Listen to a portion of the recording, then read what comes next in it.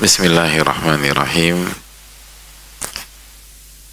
Innal hamdalillah nahmaduhu wa nasta'inuhu wa nastaghfiruh wa na'udzu billahi min syururi anfusina wa min sayyiati a'malina. Man yahdihillahu fala mudhillalah wa man yudlil fala hadiyalah. Nashhadu an la ilaha illallah wahdahu la syarika la wa anna Muhammadan abduhu wa rasuluhu la nabiyya ba'dah. Allahumma salli wa sallim wa barik wa an'im ala nabiyyina wa rasulina Muhammadin wa ala alihi wa sahbihi ajma'in wa ba'd. Allahumma inna nas'aluka ilman nafi'a wa na'udzubika min ilmin la yanfa'. Allahumma 'allimna ma yanfa'una wanfa'na bima 'allamtana ya rabbal alamin. Hadirin yang Allah muliakan, tidak ada kata yang layak untuk kita angkat di awal pertemuan kita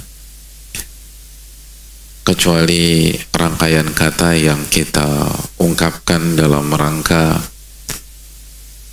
berusaha bersyukur kepada Allah Subhanahu wa ta'ala atas segala nikmat yang Allah berikan kepada kita. Wa in ta'uddu ni'matallahi la tuhsuha. Dan jika kalian ingin menghitung-hitung nikmat Allah, maka kalian tidak akan bisa menghitungnya.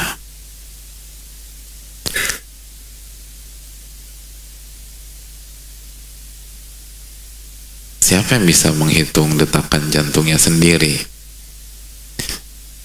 Dan fungsi, betapa besar manfaat fungsi ginjalnya sendiri, hadirin.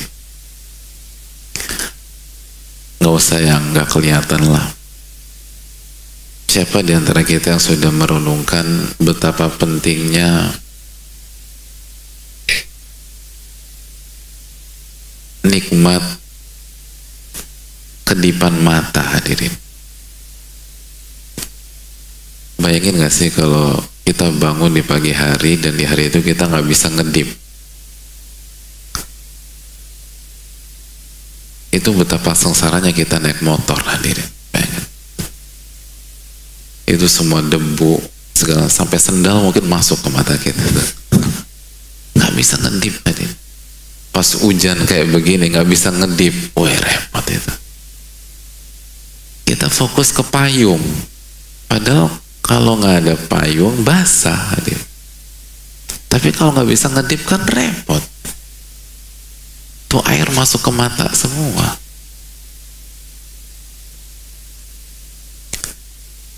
Nah, sudahkah kita mensyukuri nikmat tersebut?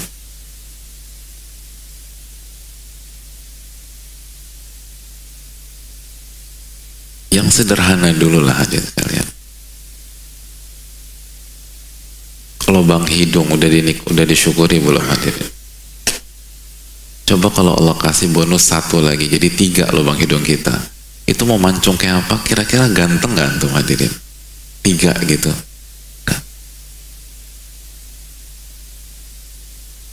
Atau ketutup semua. Wa in ta'udu ni'matallahi la tuhsuha. Dan jika kalian ingin menghitung nikmat-nikmat Allah, kalian gak akan bisa menghitungnya. Lalu bagaimana jika nikmat itu adalah ilmu? Yang satu ayat itu lebih mahal daripada dunia dan seisinya.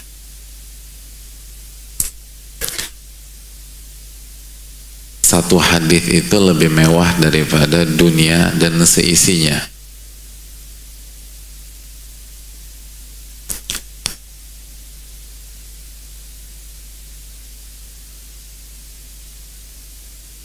Makanya Nabi SAW menawarkan sesuatu yang mewah kepada para sahabatnya.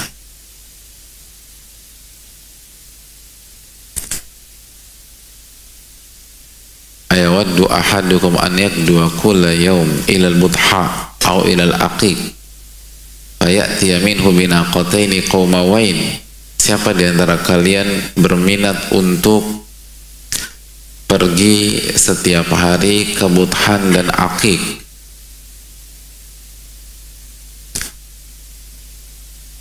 Budhan dan akik itu tempat apa jamaah? Ada yang tahu? Dapat hadiah.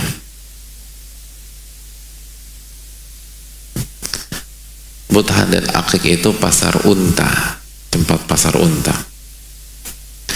Jadi Rasulullah SAW menawarkan siapa di antara kalian yang berminat untuk pergi ke dua pasar unta setiap hari, fayatiya minhu binaqataini qaumawain,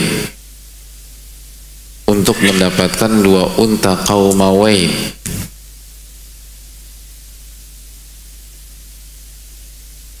Setiap hari kesana dapat dua unta, besok kesana lagi dua unta lagi, lusa kesana lagi dua unta lagi.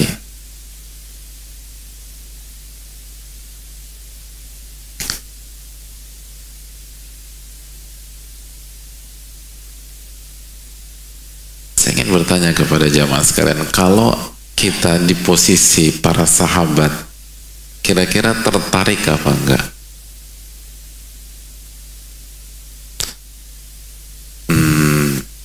Nanti dulu lah Pak Ustadz, belum punya kandangnya gitu. Gak usah banyak mikir hadirin.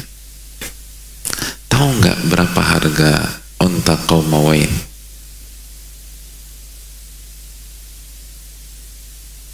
Saya pernah baca sebuah koran waktu di kampus dulu. Itu ada, kalau koran di sini kan apa, jual mobil bekas gitu ya, mobil second.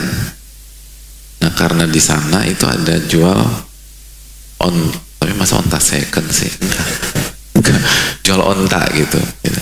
Itu harganya miliaran hadirin, miliaran. Ada yang sementara saya baca 8 miliar. Unta jenis-jenis terbaik itu mahal-mahal.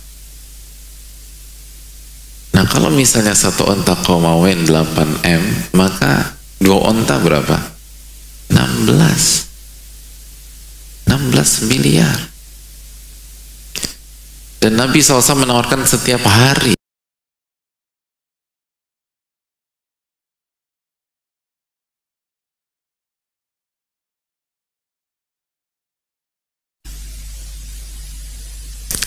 Nabi kita SAW menawarkan setiap hari.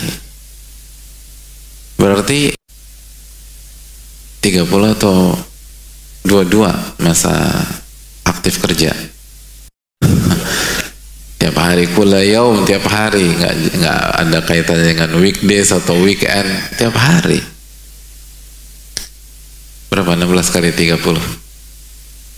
Oh cepet ya. Masya Allah. Masya Allah. Cepet, Masya Allah.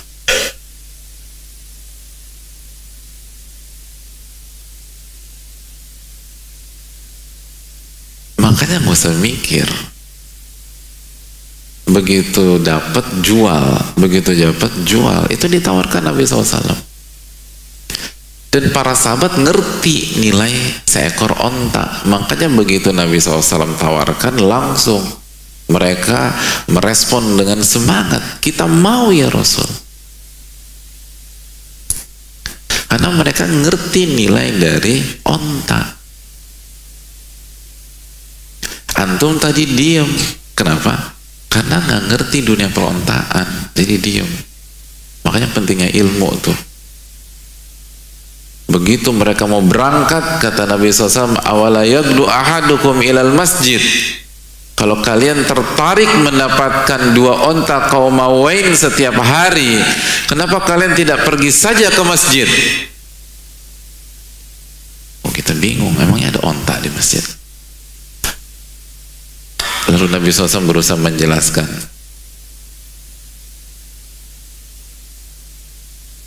untuk aya'lam au yaqra ayataini min kitabillah khairun lahu min aqatain, untuk membaca dan mempelajari 2 ayat dari Al-Quran, karena 2 ayat dari Al-Quran itu lebih mahal daripada 2 unta. Wa thalath khairun lahu min thalath, dan 3 ayat lebih mahal daripada 3 unta. Wa arba'un khairun min arba', dan 4 ayat lebih mahal daripada 4 unta.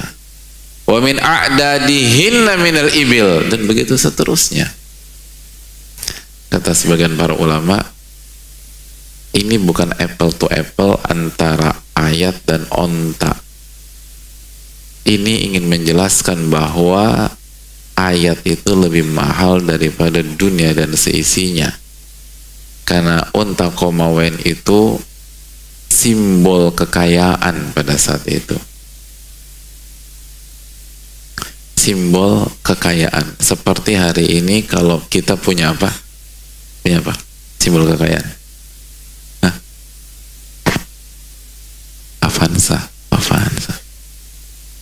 Tanpa meremehkan Avanza ya, Avanza Masya Allah, tapi kan itu bukan simbol, hadirin. Koenigsegg itu, Bugatti itu, ya paling rendah-rendah Lamborghini lah atau Ferrari, itu simbol. Jadi hadirin Allah muliakan, apa yang kita dapatkan dari ilmu itu mahal, itu mewah, dan setiap kenikmatan butuh rasa syukur. Maka di awal pertemuan kita, sudahkah kita mensyukuri ilmu yang kita dapatkan selama ini? Kata Al-Imam Abu Hanifah rahimahullahu ta'ala, 1 dari 4 imam madhab, beliau menyampaikan rahasia beliau mendapatkan ilmu nafi. Kata beliau, saya mendapatkan ilmu karena berusaha banyak bersyukur dan bertahmid kepada Allah Subhanahu wa ta'ala, gitu. Jadi kalau para ulama itu ketika kajian berpikir bukan hanya datang, memahami, mengerti, tapi juga berpikir bagaimana saya mengamalkan ilmu itu, bagaimana saya bersyukur terhadap ilmu yang Allah kasih ke saya pada hari ini. Itu penting. Dan itu yang seringkali kita lupakan. Seringkali kita sibuk mengejar yang belum kita dapat dan lupa mensyukuri apa yang sudah kita dapatkan. Oleh karena itu, marilah kita bersyukur kepada Allah Subhanahu wa ta'ala atas nikmat ilmu yang kita dapatkan, dan ingat, ilmu itu apa yang bermanfaat, hadirin, bukan sekedar maklumat, bukan sekedar wawasan, bukan hanya sebatas datang. Al-Imam Asy-Syafi'i mengatakan, al-ilmu ma nafa' wa laysa ma hufidh. Ilmu itu yang bermanfaat, bukan sekedar dihafal, walaupun hafalan itu penting. Ilmu itu yang bermanfaat kita di dunia dan di akhirat. Ilmu itu ilmu yang membuat kita diselamatkan oleh Allah Subhanahu wa ta'ala. Bukan hebat-hebatan, bukan pinter-pinteran, bukan jago-jagoan. Makanya doa sebagian para ulama besar dulu, sebagaimana doanya Sa'id bin Musayyib, apa? Allahumma sallim sallim, ya Allah selamatkan saya, ya Allah selamatkan saya. Jangan sampai ilmu kita menjadi bumerang bagi kita, dan semoga Allah selamatkan kita dengan ilmu kita tersebut. Ilmu itu cuma ada 2 opsi, hadirin, sebagaimana sabda Rasulullah SAW, wal Qur'anu hujjatun laka wa alaik. Quran itu menjadi hujjah, penolong, pemberi syafaat bagi Anda, atau menjadi bumerang yang akan menyerang Anda. Oleh karena itu, ini yang perlu kita terus ingatkan. Fokus bukan hanya tentang maklumat, fokus bukan hanya tentang konten, fokus bukan hanya sebatas hadir, tapi fokus bagaimana ilmu kita ini bermanfaat. Itu inti dari ilmu. Itu inti dari ilmu.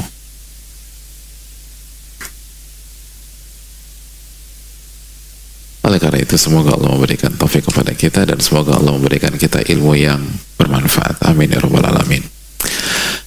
Hadirin yang Allah muliakan, salawat dan salam semoga senantiasa tercurahkan kepada junjungan kita, Nabi kita, Rasul kita Muhammadin sallallahu alaihi wasallam beserta para keluarga, para sahabat dan orang-orang yang istiqomah berjalan di bawah naungan sunnah beliau sampai hari kiamat kelak. Hadirin yang Allah muliakan, kita tahu bersama-sama bahwa kondisi banyak di antara kita pada hari ini tuh nggak mudah.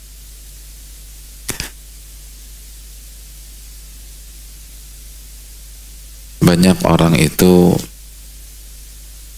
kesulitan pada hari ini secara ekonomi, secara rizki, dan banyak orang terpuruk, banyak orang jatuh,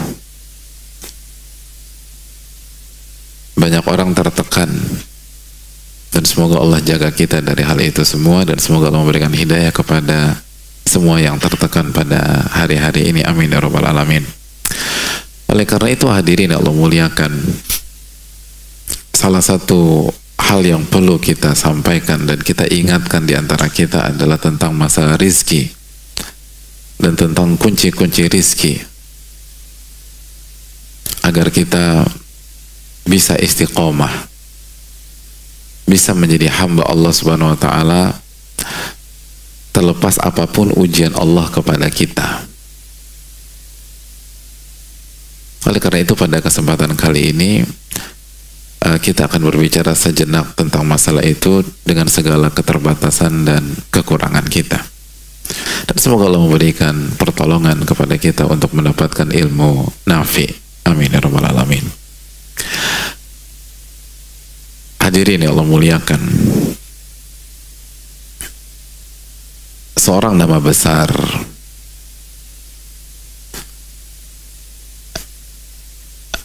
yang bernama Abu Hazim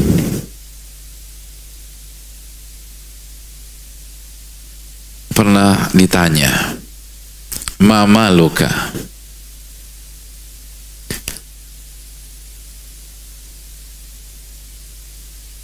Apa hartamu? Harta yang kamu punya sekarang tuh apa? Itu pertanyaan yang dilemparkan ke beliau. Mama luka, apa hartamu? Apa harta yang kau punya saat ini?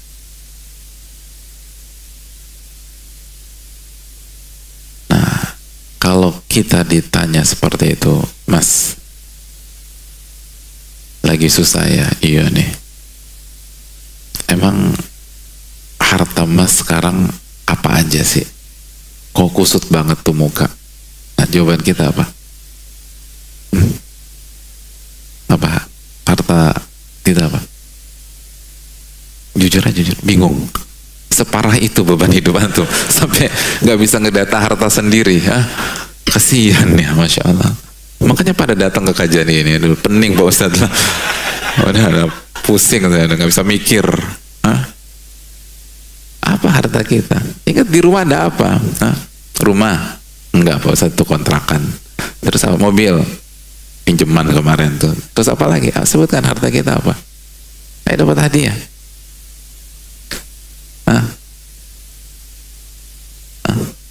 Motor, terus jujur, ini jujur ya, paling nggak kita masuk surga karena kejujuran lah gitu.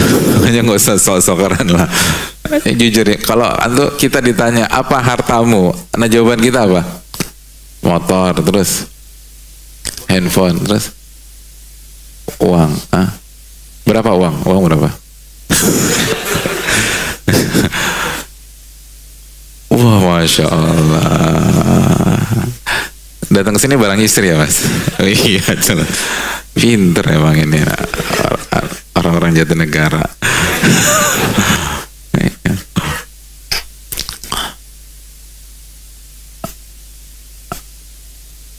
Hadirin Allah muliakan. Ketika Abu Hazim ditanya, kata beliau, malan, saat ini saya punya 2 harta, kata beliau.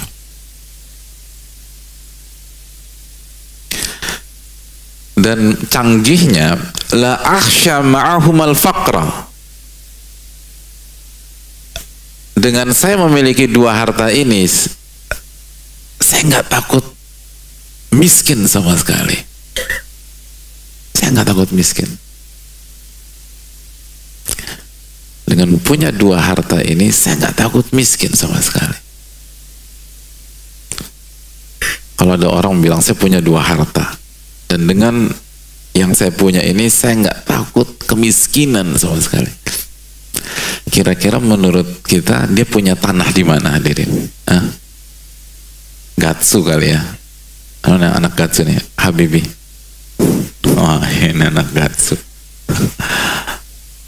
SCBD, terus apa? Mana lagi mana? BSD. Ya, antum Jatinegara. Di sini ada Tebet, ada Menteng. Kenapa jauh banget ke BSD? Ini serem-serem semua, Menteng terus. Itu mengerikan semua, harga tanahnya di situ. Kesana lagi Tamrin gitu. Kenapa kok jauh banget ke BSD? Ya karena saya orang BSD, Pak Ustadz, gitu. Kata Abu Hazim, ternyata bukan tanah di SCBD. Ya jelas lah, beliau bukan orang sini.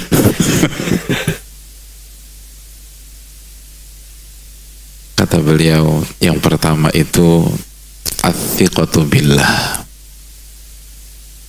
percaya dan yakin sama Allah.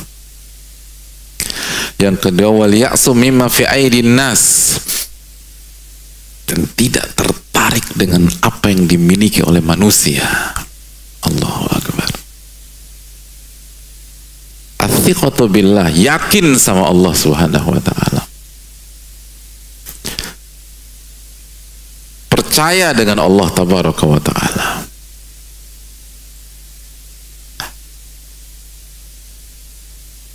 Bahwa Allah Ar-Razzaq, Allah yang maha memberikan rizki, hadirin. Allah Al-Muhsin, yang maha baik. Allah Arhamur Rahimin, Allah Akramul Akramin. Dan putus asa, nggak tertarik sama sekali dengan apa yang dimiliki oleh orang lain, nggak tertarik. Dia mau punya rumah di mana, kayak urusan dia dengan Allah Subhanahu wa ta'ala. Dia punya mobil sekeren apapun, semewah apapun, urusan dia dengan Rabbul Alamin. Alhamdulillah. Kita husnudzon sama orang, baik sangka sama orang. Usahanya lancar, alhamdulillah, urusan dia dengan Allah Subhanahu wa ta'ala. Gak tertarik kita, gak dibahas gitu. Lo tau dia gak? Iya. Lo lihat tadi dia ke masjid sholat subuh naik apa? Mobil baru. Iya. Coba lo pikir deh, mungkin enggak pemasukannya bisa dapat mobil kayak begitu? Coba lo pikir, kita duduk. Padahal mau baca zikir pagi nih, suruh duduk ngurusin duit orang. Itu yang membuat kita takut miskin ternyata, hadirin. Ngurusin si A, ngurusin si B, ngurusin si C, dan lupa dengan diri kita sendiri, lupa dengan hubungan kita dengan Rabbul Alamin. Makanya para ulama seperti Syekh Shalih Utsaimin hafizahullah mengatakan, al-ilmu muamalah bainal abdi wa rabbi. Ilmu itu adalah muamalat antara hamba dengan Rabbnya. Oleh karena itu penuntut ilmu dia fokus pada dirinya sendiri, dan kalau dia ngurusin orang secara positif, menebar kebaikan. Makanya Imam Malik mengatakan, kuntu ata'allamu li nafsi. Aku ini kalau belajar, fokus pertamaku perbaiki diri.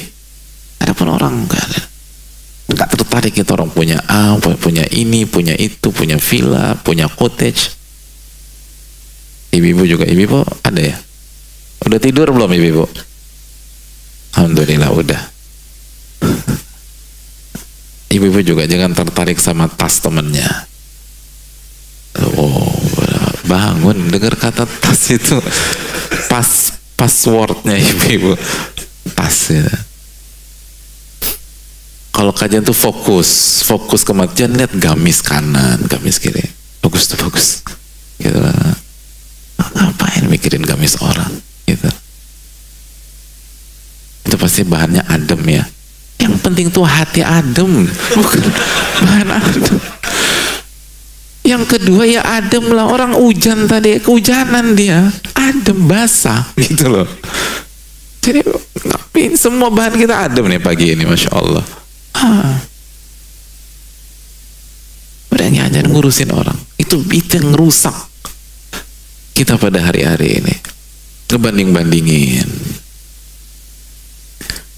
Lihat para ulama, Abu Hazim mengatakan athiqa billah, percaya sama Allah Subhanahu wa taala. Dan yang kedua, nggak tertarik dengan barang orang, nggak tertarik dengan harta orang, nggak tertarik dengan duit orang, nggak tertarik dengan rumah orang, nggak tertarik. Itu penuntut ilmu harus punya mental itu, nggak tertarik. Karena harta yang kita punya aja belum mampu kita syukuri secara sempurna. Harta yang kita punya saja sudah merepotkan kita nanti pada hari kiamat kelak. Ngapain kita ngurusin harta orang? Dan itu yang membuat kita dihantui kemiskinan. Adapun para ulama enggak. Athiqa billah, yakin sama Allah Subhanahu wa taala. Yakin bahwa rizki itu di tangan Allah. Yakin dengan firman Allah dalam surat Adz-Dzariyat, wa fis sama'i rizqukum wa ma tu'adun.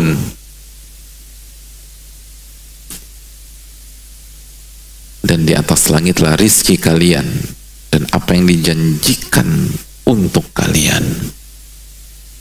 Adz-Dzariyat ayat 22. Kata Maryam Al-Basriyah, beliau mengatakan, mahtammamtu birizki wala ta'ibtu fi talabi mundhu sami'tu Allah azza wa jal yaqul wa fis sama'i rizqukum wa ma tu'adun. Aku tidak pernah ambisi lagi terhadap mendapatkan rizki, dan aku enggak capek, letih, lelah, mumet dalam memikirkan bagaimana mendapatkan rizki setelah aku mendengar firman Allah Subhanahu wa taala, wa fis sama'i rizqukum wa ma tu'adun, dan di atas langitlah rezeki kalian dan apa yang dijanjikan untuk kalian. Bukan berarti malas cari rezeki, bukan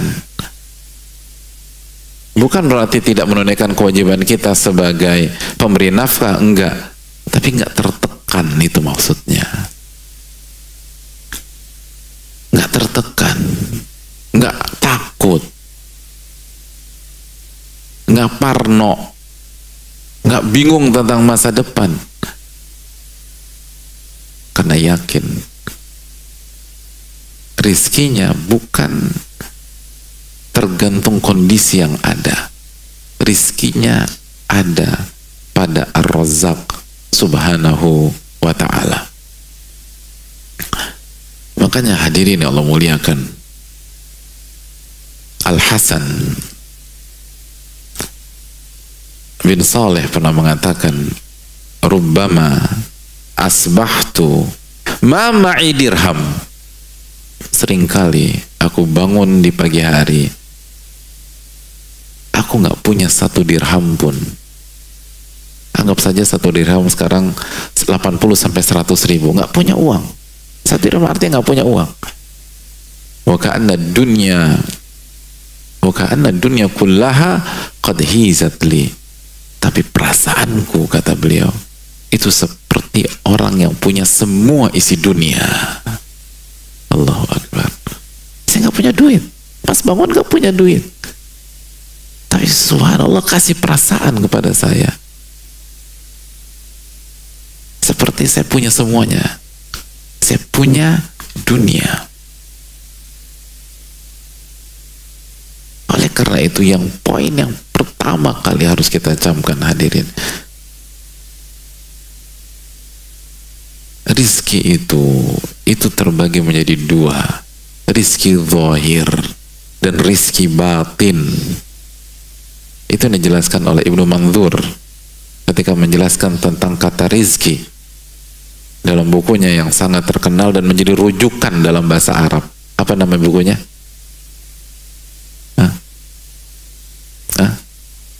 Lisanul Arab, Masya Allah.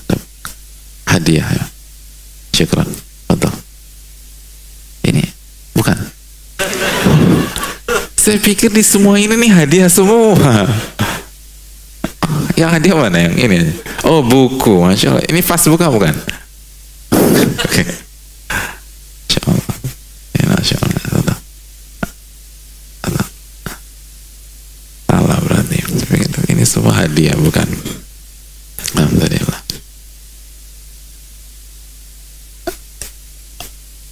Hadirin yang Allah muliakan,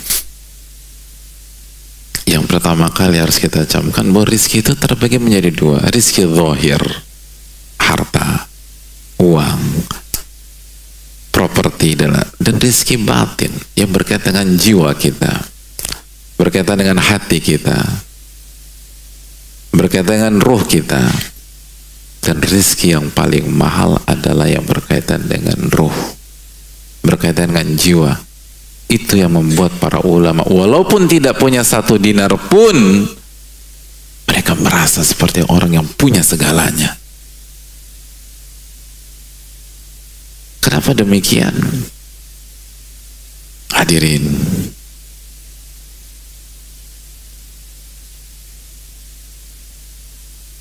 karena kita itu, atau inti dari kehidupan kita adalah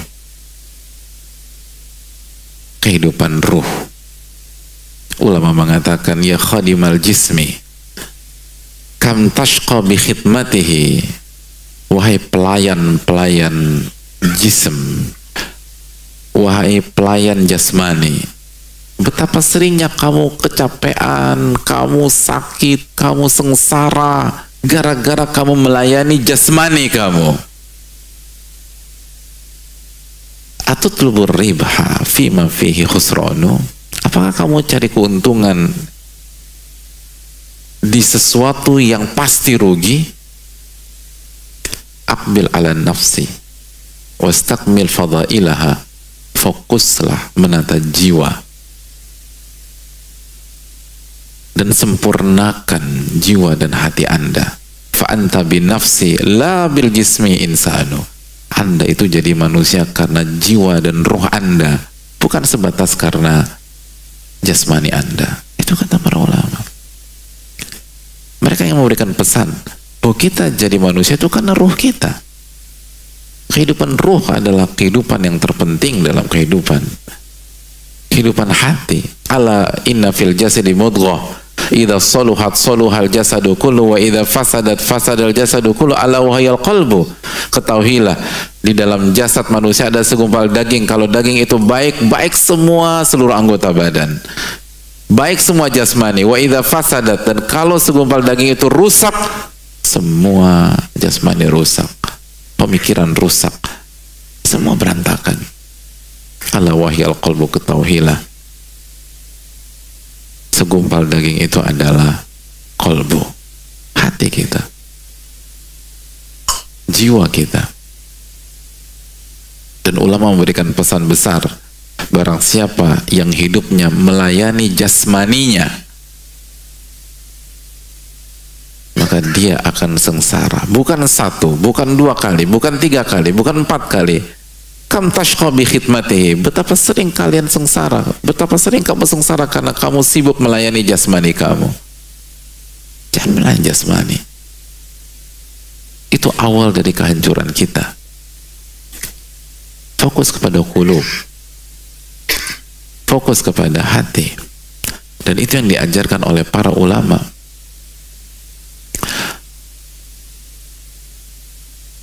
Itu yang diajarkan oleh Nabi kita Sallallahu Alaihi Wasallam.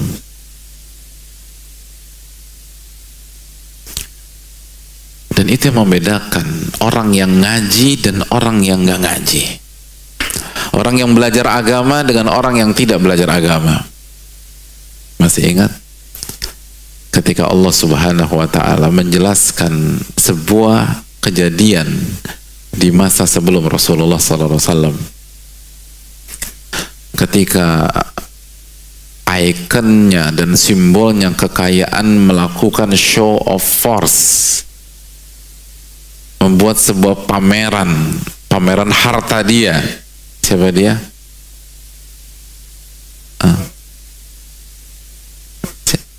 Tuh, angkat tangan dong hadirin. Kita berhadapan satu lawan satu lah. Siapa dia? Angkat tangan. Korun. Ini biar dapat hadiah nih. Angkat tangan dulu, kata belakang. Korun. Apa kata Allah dan apa yang terjadi pada saat itu? Allah Subhanahu wa ta'ala menjelaskan dalam sebuah ayat atau beberapa ayat dalam Al-Quran, dalam surat Al-Qasas ayat 79. Mari kita buka ayat tersebut. Fakharaja ala qawmihi fi zinatihi. Fakharaja ala qawmihi fi zinatihi. Ketemu? Siapa yang bisa baca artinya? Qala alladhina yuriduna al-hayata ad-dunya ya laita lana mithla ma utiya Qarun innahu ladhu hadzin azim. Siapa yang kalam?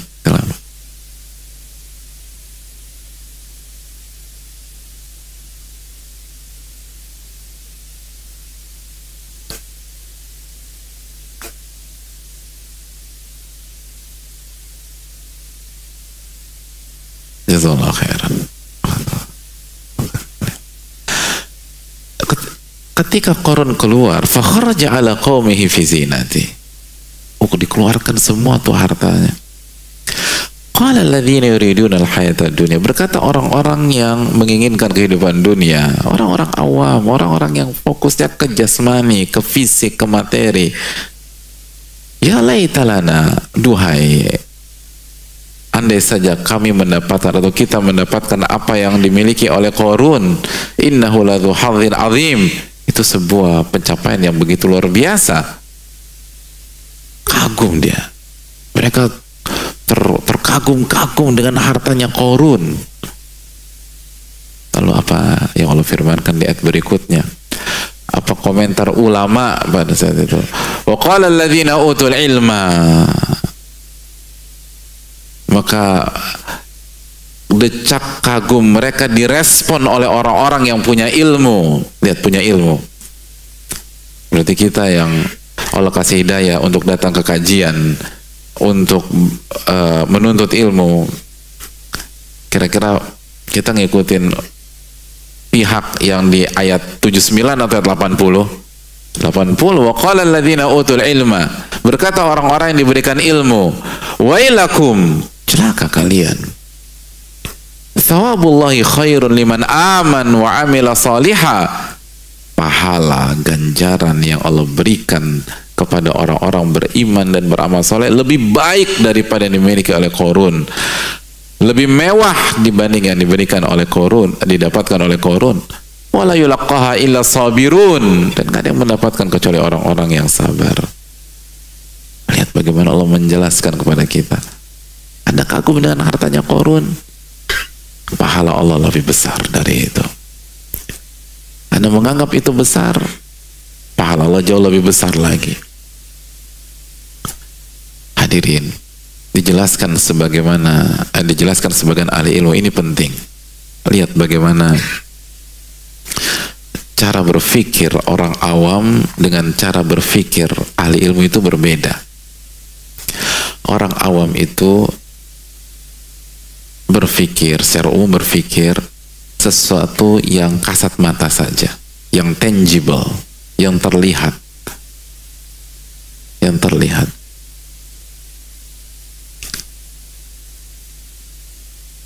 Tapi ahli ilmu itu melihat utuh,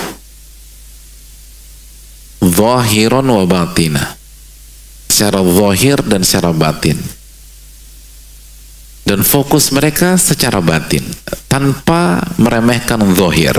Zahir penting, tapi batin yang harus diprioritaskan. Makanya lihat 79 dan 80 ini. 79 terkagum-kagum dengan zahir. Adapun 80 lihat ulama mengajak umat ke hal-hal yang batin, yang intangible, yang tidak terlihat. Tapi itulah esensi dari kehidupan. Dan begitulah semua pakar di semua bidang. Pakar semua bidang.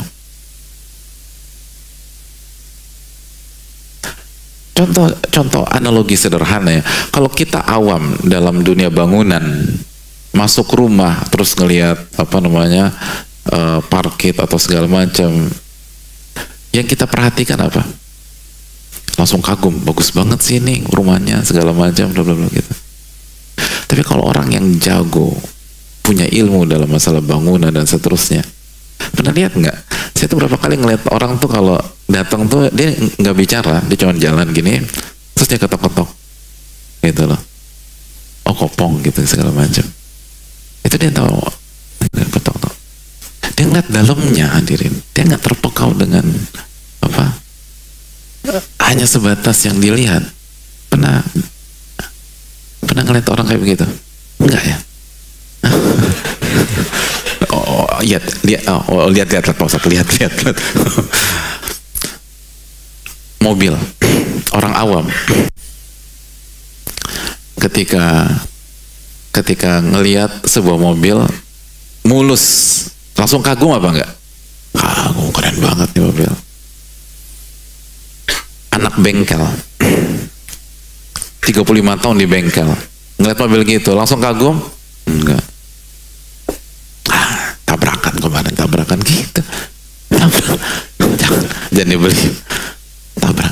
Cuma pegang. Kadang-kadang nggak dipegang sama dia. Diperhatikan aja. Bersama. Dia bisa tahu. Dia lihat dalamnya gitu. Nggak terlalu tertarik dia dengan yang kasat mata. Dia lihat di balik itu. Ini kaidah kehidupan, hadirin. Di bidang manapun, orang awam itu selalu terkecoh dengan zohir semata. Handphone, orang awam lihat casingnya buah apel yang kemakan udah seneng, hadirin. Tapi yang ngerti, dia nggak tertipu dengan casing. Dia lihat mesinnya gimana ini bener apa nggak, ori apa KW.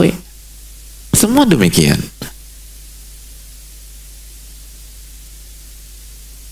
Semua demikian. Dia nggak tertipu dengan itu. Nah, bagaimana dengan kehidupan? Jangan sampai kita tidak diberikan taufik oleh Allah sehingga sempit untuk menilai harta atau rizki. Wa qala alladzina utul ilma, berkata orang-orang yang diberikan ilmu, wailakum, celaka kalian. Lihat, diajak orang-orang awam tuh berpikir, jangan hanya lihat zohir, lihat yang tidak terlihat juga. Wailakum, thawabullahi khairun liman amana wa amila salihah. Pahala dari Allah itu lebih besar dibanding yang dipertontonkan oleh Qarun. Tapi harus sabar, kata para ulama. Sabar untuk mendapatkan, untuk merasakan bahwa iman itu lebih mahal, ilmu an-nafi itu lebih mewah daripada segala harta. Seringkali butuh waktu, hadirin, butuh kesabaran. Jangan langsung. Oleh karena itu, hadirin Allah muliakan, sekali lagi, kenapa para ulama bisa tenang, bisa nyaman? Karena mereka bukan hanya melihat rizki secara zahir, tapi mereka melihat rizki secara batin. Dan itu kunci besar dalam masalah rizki. Makanya Allah Subhanahu wa Ta'ala menyatakan dalam surat At-Talaq ayat 11, ketika Allah menjelaskan tentang orang-orang yang beriman dan beramal soleh, lalu Allah dia akan mendapatkan surga yang di bawahnya mengalir sungai-sungai dan kekal selama-lamanya. Apa penutupan ayat tersebut? Qad ahsanallahu lahu rizqa.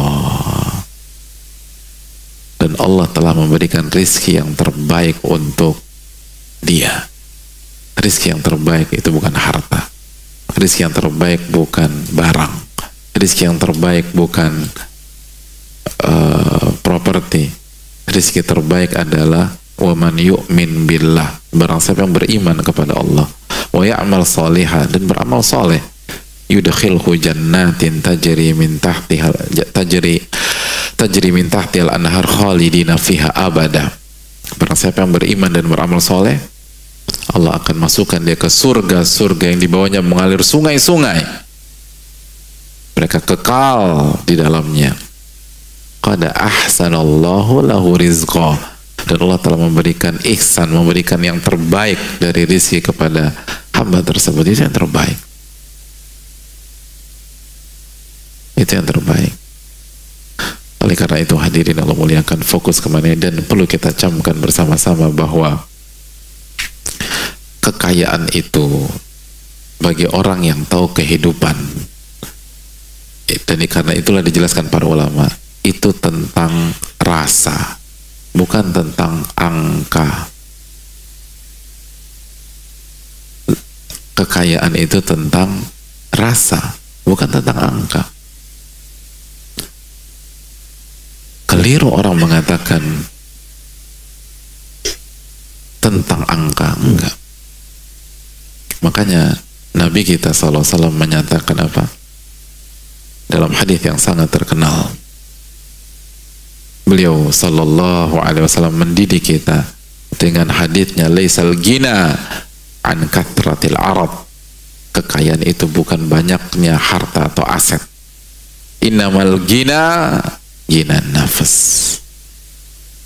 Sesungguhnya kekayaan adalah kekayaan jiwa, apa yang dirasa di dalam jiwa. Kaya itu tentang rasa. Makanya tadi Al-Hasan mengatakan, saya tuh suka bangun pagi hari nggak punya duit, tapi perasaan saya kayak punya semuanya udah. Dan sebaliknya ada banyak orang punya banyak hal, bangun ke orang miskin, hadirin bengong aja deh, bingung gitu deh, kasihan, nggak dapat karena lupa. Karena kekayaan itu tentang rasa. Itu yang perlu kita camkan. Itu yang perlu kita renungkan. Kita tuh nggak akan mendapatkan rizki yang paling mewah kecuali beriman dan beramal. Itu harus kita yakini, hadirin. Ilmu nafi. Makanya kan sebagian ulama klasik mengatakan seperti Malik bin Dinar dan lain-lain, lau adimal muluk wa abnaul muluk, dijelaskan sebagian mereka bahwa kalau pemilik kerajaan itu tahu, raja-raja dunia itu tahu, dan pangeran-pangeran itu tahu apa yang kita rasakan ketika kita hidup dengan ilmu yang bermanfaat, ketika kita hidup dengan iman dan amal soleh, maka mereka akan cemburu dan mereka berpikir mereka bisa merampas dari kita dengan cara mengeksekusi kita, karena mereka nggak ngerti, karena mereka melihat betapa tenangnya hidup kita. Oleh karena itu hadirin Allah muliakan, makanya sebagian ulama klasik kan mengatakan ahlud dunya kharaju minad dunya walam yadhuqu ma huwa ahla minad dunya. Ini ironinya dunia, hadirin. Ahli dunia itu ketika meninggal, mereka tidak pernah dan belum pernah merasakan hal yang paling indah dari dunia.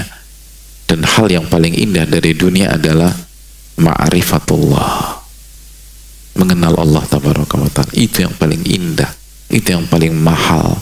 Itu yang membuat Abu Bakar As-Siddiq radhiyallahu ta'ala an yang membuat Umar bin Khattab, yang membuat Uthman bin Affan, yang membuat Sa'ad bin Abi Waqqas, yang membuat yang membuat Zubair bin Awam, yang membuat Abdurrahman bin Auf meninggalkan seluruh harta mereka dan pergi hijrah tanpa bawa sepeser apapun ke kota Madinah. Kenapa hadirin? Karena mereka mengerti hakikat. Abu Bakar tuh bisnismen hadirin. Uthman bin Affan tuh pebisnis tanggul, punya kenalan yang mentalnya tuh mental pebisnis. Itu ketat, untung rugi tuh dalam hadirin, sangat ketat tuh. Bahkan sebagian tipikal itu kan ada yang kalau makanya kalau ketemu orang kayak gitu seringkali kita harus jelas dulu nih, kita mau interaksi sama dia dalam bab sosial atau bab bisnis. Kalau bisnis itu 1 rupiah dihitung sama dia, tapi kalau sosial, jor-joran dia, karena terbiasa begitu. Dan itu ada orang demikian, nggak semua, tapi ada orang demikian. Saya ingin menjelaskan bahwa Abu Bakar dan itu bukan orang nggak ngerti hadirin, itu hitung-hitungan. Dan mereka ngerti cara bermain, mereka tinggalkan, dan mereka mulai dari nol. Bahkan ketika mereka merintis kehidupan mereka di kota Madinah, banyak di antara mereka lebih nggak punya duit dibanding kita pada hari ini. Tapi nggak punya uang, nggak punya apapun. Tapi mereka punya iman, mereka punya athiqah billah, mereka punya rasa yakin dan percaya kepada Allah Subhanahu Wa Taala. Mereka yakin bahwa rezeki mereka di tangan Allah dan tidak akan wafat kecuali rezekinya dibayar sempurna atau dikasih sempurna oleh Allah Subhanahu Wa Taala sebagaimana dalam hadis.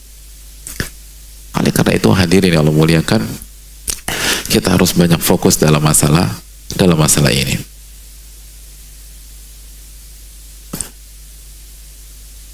Lalu pertanyaan berikutnya, apakah kita nggak perlu berikhtiar hadirin? Apakah kita nggak perlu berusaha? Udah yang penting batin aja, udah tenang batin gitu. Mas nggak cari nafkah? Batin. Gohwa. Apakah demikian? Tidak hadirin sekalian. Harus berusaha.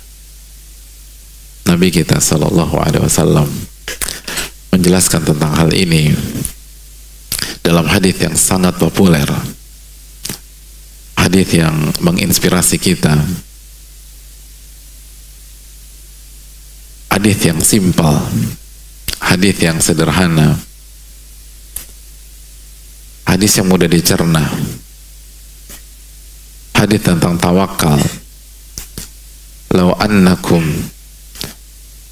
tawakkaluna atau law annakum tatawakkaluna 'ala Allahi haqqa tawakkulih la razaqakum kama yarzuqu at-tayr taghdu khimasan wa taruhu bitana.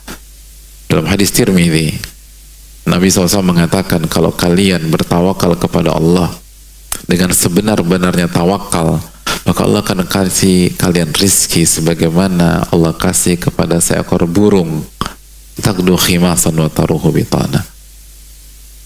Burung itu keluar dari sarangnya di pagi hari dalam kondisi lapar dan pulang di sore hari dalam kondisi perut kenyang dan bawa makanan buat anak-anaknya. Ini menunjukkan bahwa salah satu bukti bahwa keyakinan kita pada rizki secara batin itu benar, kita berjuang mencari nafkah secara zahir. Karena Nabi SAW mengatakan, lau annakum tatawakkaluna 'ala Allahi haqqa tawakkul. Kalau kalian benar-benar bertawakal, ini kan batin hadirin, tawakal bergantung kepada Allah dengan sebenar-benarnya tawakal, dengan tawakal yang sejati. Diam aja di rumah? Enggak. Allah akan kasih rizki sebagaimana Allah kasih rizki kepada seekor burung. Taghdu khimasan wa taruhu bitana. Burung pergi di pagi hari dan pulang di sore hari dalam kondisi kenang dan bisa kasih makan. Artinya kalau kita benar-benar menguasai rizki secara batin, dan salah satunya adalah benar-benar menyerahkan diri kepada Allah dan yakin wa fis sama'i rizqukum wa ma tu'adun, dan rizkimu itu di atas langit. Lalu kita berjuang, maka jarak antara kita dan rizki kita setiap hari insya Allah tidak lebih dari 12 jam, kan pagi sampai sore aja. Itu janji Nabi SAW, dan Nabi nggak bohong. Wa ma yantiqu 'anil hawa in huwa illa wahyun yuha. Nabi nggak berbicara dengan hawa nafsunya, tapi wahyu yang Allah wahyukan kepada beliau. Dalam surat An-Najm ayat 3 dan 4, Nabi SAW mengatakan pagi lapar, sore udah kenyang, kata Nabi SAW, dan bawa makan buat anak-anak. Kalau benar-benar tawakal, law annakum tatawakkaluna 'ala Allahi haqqa tawakkul la razaqakum, Allah pasti akan kasih rezeki kepada kalian. La razaqakum, Allah kasih rezeki, itu pasti. Makanya kita mulai dari rizki batin dulu, karena ini kuncian, hadirin. Dan untuk mendapatkan rizki zahir itu sangat membutuhkan rizki batin. Allah kan kasih rizki. Yang jadi masalah kita nggak tawakal, itu masalahnya. Kita ngarep sama orang.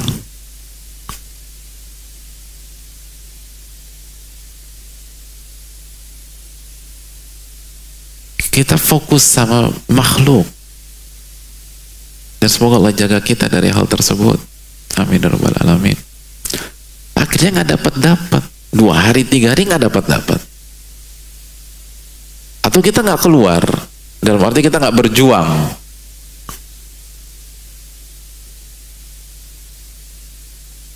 Hadirin yang Allah muliakan, kita harus berjuang, tapi hati kepada Rabbul Alamin.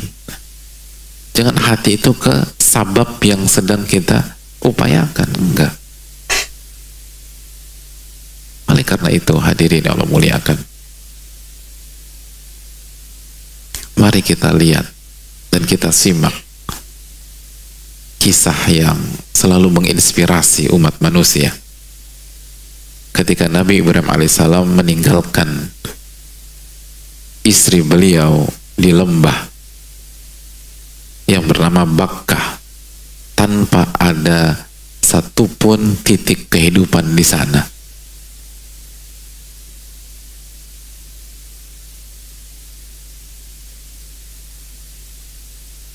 Sebuah sikap yang sempat membuat Hajar bertanya-tanya, sampai beliau kata, ya Ibrahim, atatrukuna fi wadi alladhi laysa fihi insun wala syai'. Wahai suamiku Ibrahim, apakah engkau meninggalkan aku dan anak kita di lembah yang tidak ada kehidupan? Gak ada kehidupan sama sekali, gak ada korma, gak ada rumput, gak ada air, gak ada onta aja gak mau tinggal di sana waktu itu, hadirin, gak mau.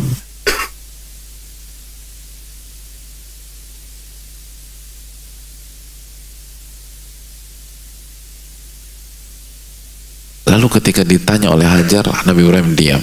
Ditanya lagi, diam. Lalu karena diam 3 kali, lalu Hajar merubah pertanyaannya, Allahu amaraka bihadza, apakah Allah yang memerintahkan engkau melakukan hal ini? Lihat,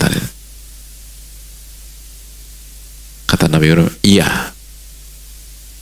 Untuk direspon. Lalu Hajar mengatakan, idzan la yudayyi'una, kalau begitu Allah nggak akan sia-siakan kita. Ini hadirin, lihat, walaupun dalam kondisi susah, parameternya apakah ini perintah Allah atau bukan, apakah ini halal atau haram, apakah ini maksiat atau tidak, apakah ini uang haram atau uang halal.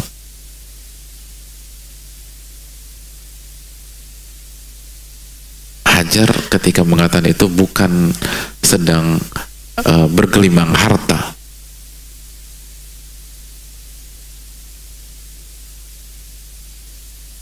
Itu berat, hadirin. Coba bayangkan ya, ditinggal di lembah tanpa ada kehidupan. Coba kita tanya ibu-ibu udah tidur? Oh, alhamdulillah belum. Gimana perasaan ibu-ibu sekalian kalau ibu-ibu umroh sama suami, begitu check-in ke sebuah hotel, masuk kamar, tiba-tiba suami kembali mengambil koper bagasi, koper cabin, lalu ambil paspor, lalu di situ ada tiket, lalu tiba-tiba berjalan menuju lift, keluar kamar, lift. Kira-kira respon ibu-ibu apa? Kesurupan kayaknya nih Pak Ustadz. Wah. Enggak kesurupan. Ketika dicek ternyata suami mau pulang lagi ke Jakarta dan meninggalkan ibu-ibu di sana. Gimana perasaan ibu-ibu? Galau apa senang? Senang, Masya Allah. Bener-bener ada masalah besar di sini. Alhamdulillah Pak Ustadz. Kenapa Bu senang? Ya senang lah Pak Ustadz, ada bin Daud, ada apa? Ada gamis, ada segala macam disebutkan. Dulu tuh nggak ada apapun. Ditinggalkan di Mekah itu mati artinya, nggak ada kehidupan. Di kondisi yang begitu terdesak seperti itu, Hajar masih bertanya, apakah ini perintah Allah? Ini melanggar apa tidak? Coba tanya diri kita. Hari ini, ketika kita lagi sulit, masihkah kita berpikir demikian? Ini melanggar apa tidak? Ini Allah ridho apa tidak? Karena kalau ini Allah ridho, idzan la yudhayyuna. Kalau begitu Allah nggak akan sia-siakan kita. Athiqu billah. Seperti Abu Hazim tadi, tenang. Banyak Hajar nggak panik. Sangat kontras sikap dan gestur Hajar pada saat itu. Sebelum beliau mendapatkan jawaban dan setelah beliau mendapatkan jawaban. Artinya sebelum beliau tahu ini perintah Allah dan setelah beliau tahu ini perintah Allah. Sebelum beliau tahu bahwa kondisi ini diinginkan dan diridhoi oleh Allah, dan setelah beliau tahu bahwa ini diridhoi oleh Allah. Padahal secara rizki zahir sama atau beda? Sama atau beda? Hadirin, sama atau beda? Susah ya. Yang berat beban hidup antum. Ini pertanyaan saya belum nanya surat apa, ayat berapa, hadis siapa, ini baru tanya sama atau beda. Kan pening banget ya Allah, saya berat ya, Masya Allah. Semoga Allah ringankan beban-beban kita. Amin.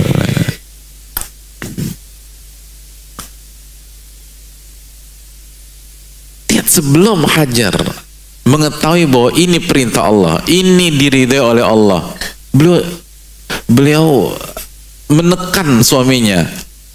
Ya Ibrahim, atatatrukuna fi hadzal wadi alladzi laisa fihi insun wala syai'. Wahai Ibrahim, apakah engkau tinggalkan kita di sini? Wahai Ibrahim, apakah engkau tinggalkan di sini? Beliau nggak nyaman. Tapi begitu beliau tahu bahwa ini perintah Allah, berarti Allah ridhoi, berubah. Hadir, idzan la yudhayyuna. Kalau begitu Allah nggak akan sia-siakan kita. Berhenti, nggak ngejar lagi, berhenti. Beliau hentikan langkah kaki beliau dan beliau fokus bertahan bersama Ismail. Pertanyaan kembali, saya ingin tanya, sebelum beliau mendengar jawaban suaminya, atau sebelum beliau mengetahui bahwa ini perintah Allah, dan setelah beliau mengetahui bahwa ini perintah Allah, secara rizki zahir ada perubahan apa tidak? Nggak ada perubahan, sama. Tapi secara rizki batin ada perubahan apa tidak? Perubahan. Yakin, oh ini berarti benar ini saya. Nggak mungkin Allah sia-siakan saya. Wa fis sama'i rizqukum wa ma tu'adun. Wa man yattaqillaha yaj'al lahu makhraja wa yarzuqhu min haitsu la yahtasib. Barang saya bertakwa kepada Allah, Allah akan berikan jalan keluar dan rizki dari arah yang tidak diduga-duga. At-Talaq ayat 2 dan 3. Yang penting ini perintah Allah, yakin saya. Berubah total 180 derajat. 180 derajat berubah. Padahal secara zahir nggak ada perubahan. Dan Nabi Ibrahim pun nggak ada janji untuk rizki zahir, nggak ada. Nabi Ibrahim nggak, tenang, beb, tenang aja. Aku langsung transfer 500 juta, santai. Gitu. Tapi juga percuma transfer 500 juta, nggak ada tukang mie ayam di sana, nggak ada mandi laham di sana, nggak ada yang jual, nggak ada gunanya. Tapi nggak ada perubahan, hadirin. Tetap rizki zahirnya sama, persis sama. Kok bisa beda 180 derajat? Dan hanya dalam hitungan waktu yang sangat singkat. Itu seorang mukmin, hadirin. Itulah pentingnya zikrullah dalam berjuang. Ala bi dzikrillahi tatmainul qulub. Katakanlah dengan mengingat Allah hati jadi tenang. Padahal kondisi sama. Terus apa yang dilakukan oleh Hajar? Yang dilakukan oleh Hajar apa? Healing? Apa yang dilakukan oleh Hajar? Window shopping?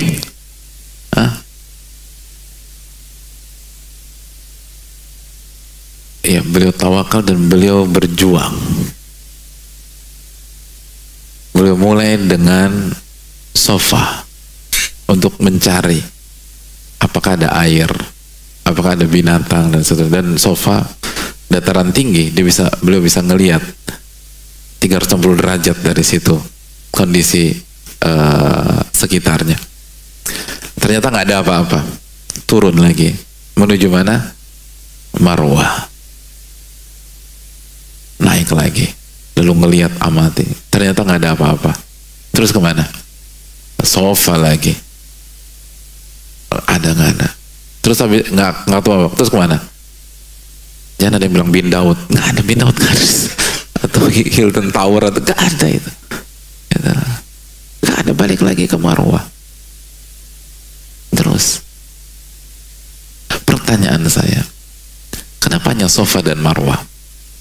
Emang nggak bisa ke sana lagi?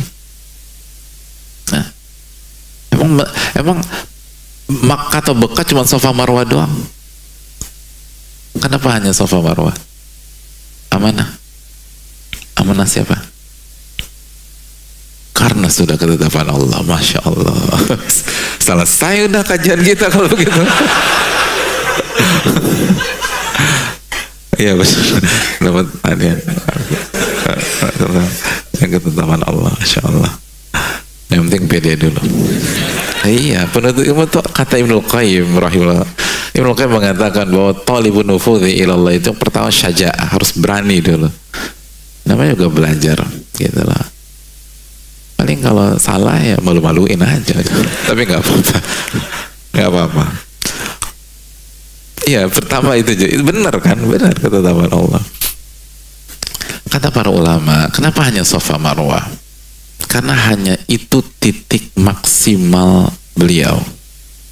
Kalau beliau ke radius yang lebih jauh lagi atau ke titik yang lebih jauh lagi, itu beliau tidak bisa mempertahankan Ismail kalau ada apa-apa. Mungkin ada binatang, ada ular, kalajengking segala macam.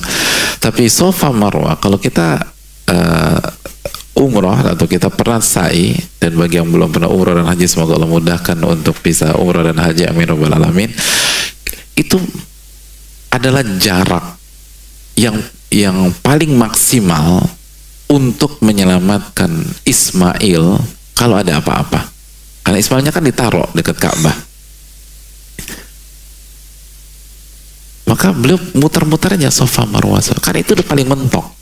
Dari sini kata sebagian para ulama, ini hikmah besar dalam bab ikhtiar. Ikhtiar itu maksimal, tapi jangan maksa. Dan setiap orang punya Safa Marwahnya masing-masing gitu pokoknya. Setiap orang dari kita itu punya titik atau batas perbatasan maksimal masing-masing. Jangan maksa. Yang jadi masalah kita maksa, maka jatuh ke dalam hal yang haram. Atau akhirnya terjerat hutang yang nggak karu-karuan karena maksa. Jangan maksa. Hajar nggak maksa, nggak nekat gitu loh. Makanya Hajar nggak sampai Kampung Melayu, nggak bisa dia. Tapi gimana? Sampai Jatinegara gitu, nggak bisa dah. Oh, jangan remehkan spirit seorang ibu loh dalam mempertahankan anaknya. Ibu itu kalau udah tentang anak, luar biasa. Bener nggak ibu-ibu? Oh benar, jangan macam-macam kita nih sama ibu. Ini kalau udah tentang anak, luar biasa. Semua kita akan melihat kekuatan, ketangguhan wanita yang mungkin kita nggak pernah lihat sebelumnya. Tapi kenapa hanya Safa Marwah, Safa Marwah, Safa Marwah? Emang nggak bisa aja? Karena ada batas maksimum gitu di ikhtiar kita. Makanya berjuanglah sampai pada titik Safa Marwah kita masing-masing. Bukan maksain diri. Dan kalau kita ragu, tanya kepada ahli ilmu. Apakah ini masuk ke dalam ad-daruratu bihul mahdzura apa tidak? Apakah ini kondisi darurat yang membolehkan hal yang haram atau tidak? Tanya, jangan kita berfatwa. Jangan kita mufti untuk diri kita sendiri. Kita bukan siapa-siapa. Tapi hukum asalnya adalah ada batas. Lalu apa yang terjadi? Pengen kan sofa nggak ada, balik ke Marwah nggak ada, sofa dari Marwah ke sofa lagi nggak ada. Dari sini keluar hikmah berikutnya bahwa dalam berjuang mencari rizki, baik yang zahir maupun yang batin, maka lakukanlah upaya mubah yang bisa kita lakukan walaupun secara matematika manusia itu mustahil. Tapi kalau itu yang bisa kita lakukan, lakukan. Lalu nanti kita lihat bagaimana Allah memberikan pertolongan kepada kita. Yang bisa dilakukan Hajar pada saat hanya bolak-balik Safa Marwah, Safa Marwah, dan itu yang beliau lakukan. Beliau nggak bilang, kan kemarin, tadi kan udah. Oh, udah dong, kan kita pinter nih, udah kita ngumpul-ngumpul aja gitu loh, santai. Enggak, kesana aja lah, udah. Kita ada opsi lagi, ada opsi apa lagi? Nggak ada opsi lagi, ya udah kesana lagi aja, kesana lagi. Kan belum tentu takdir Allah 5 menit yang lalu dengan takdir Allah detik ini kan sama, beda. Walaupun tempatnya sama, sama-sama di Masjid Al-Fatah, emang sama. Enggak, perubahan waktu bisa perubahan segala hal. Kita sering kali gitu. Ana udah kesana kemarin, atau aku udah lakukan itu, coba lagi. Kecuali ada opsi lain kita coba opsi lain. Tapi kalau nggak ada opsi, itu aja udah kerja. Walaupun bolak-balik, itu Hajar kurang bolak-balik apa hadirin? Bolak-balik.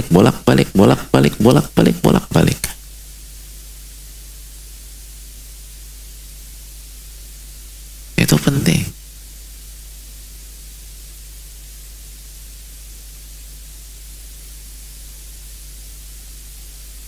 Pertanyaannya, kalau gitu kenapa cuma 7 kali? Kok 7 sih? Kenapa nggak 10? Antum mau jawab lagi sama? Saya melihat dulu udah ancang-ancang jawab nih.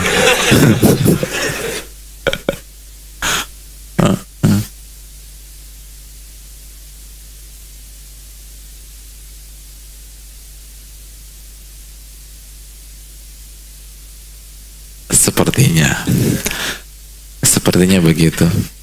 Sepertinya bukan.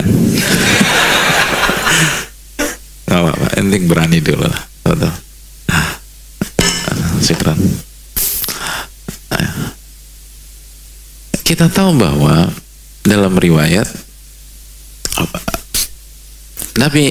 Malaikat Jibril itu mengeluarkan air zam-zam pada saat Marwah yang ke-7.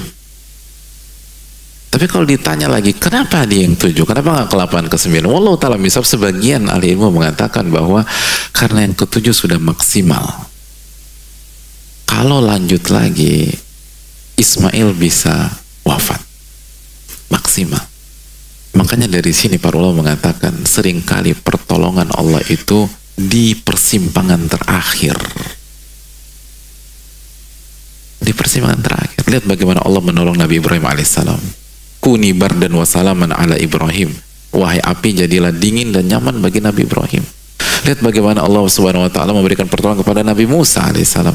Udah mentok, baru dibuka itu laut. Lihat bagaimana Allah Subhanahu wa taala memberikan pertolongan kepada Nabi SAW di Gua Thaur. Udah bentuk, udah paling atas, udah nggak bisa ngapa-ngapain lagi. Allah tolong beliau.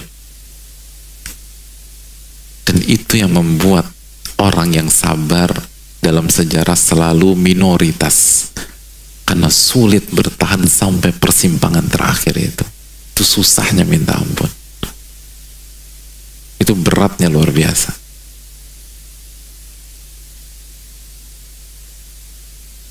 Itu beratnya luar biasa. Dan tetap tawakal sama Allah Subhanahu wa taala.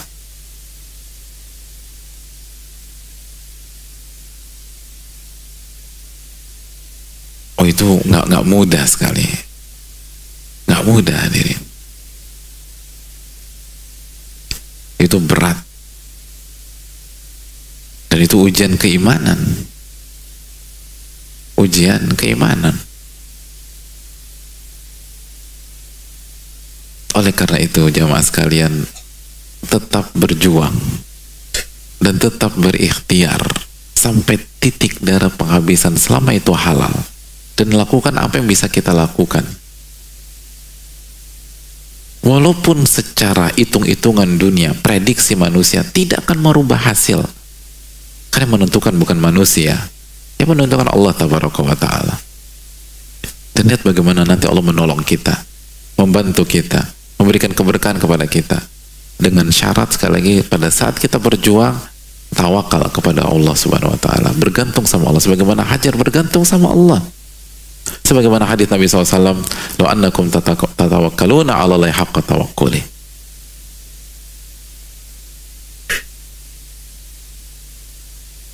Dan Allah berfirman dalam surat At-Talaq, "Wa man yatawakkal 'ala Allahi fahuwa hasbuh." Barang siapa yang bertawakal kepada Allah, Allah akan cukupkan. Allah akan cukupkan. Allah akan cukupkan. Pasti ada pertolongan dan pasti ada pencukupan. Tidak usah risau. Maka itu yang hilang bagi kita. Makanya kan dalam hadits Abu Mas'ud kan apa kata Nabi SAW? "Idza anfaqa ar-rajulu 'ala ahli nafaqatan yahtasibuha fahiya lahu shadaqah." Apabila jika seseorang memberikan nafkah kepada keluarganya dengan sebuah nafkah dan dia ihtisab, maka itu sedekah. Ihtisab. Ihtisab. Apa arti ihtisab? Mengharapkan pahala dari Allah. Mengharapkan pahala kepada Allah Subhanahu wa taala. Itu yang hilang dari kita. Kita cari nafkah itu nggak ihtisab. Ihtisab itu kata para ulama mengharapkan pahala. Makanya orang yang ihtisab itu ketika mencari nafkah gembira hatinya. Kenapa? Karena orang kalau menjalankan sesuatu dengan harapan yang besar, optimis, senang. Kapan kita terpuruk? Ketika kita merasa nggak punya harapan lagi. Makanya banyak orang bunuh diri. Kapan? Ketika dia merasa nggak punya harapan. Makanya masalah nafkah ini hadirin, yahtasibuha. Yang pertama kali kita benarkan niat dulu. Niatnya mencari pahala, mencari keberkahan, mencari karunia Allah Subhanahu wa taala. Dan kita pasti akan optimis. Bagaimana nggak optimis? Wong kita berharap kepada Al-Ghani yang maha kaya. Kita berharap kepada Arhamur Rahimin yang maha penyayang. Kita berharap kepada Al-Muhsin yang maha baik.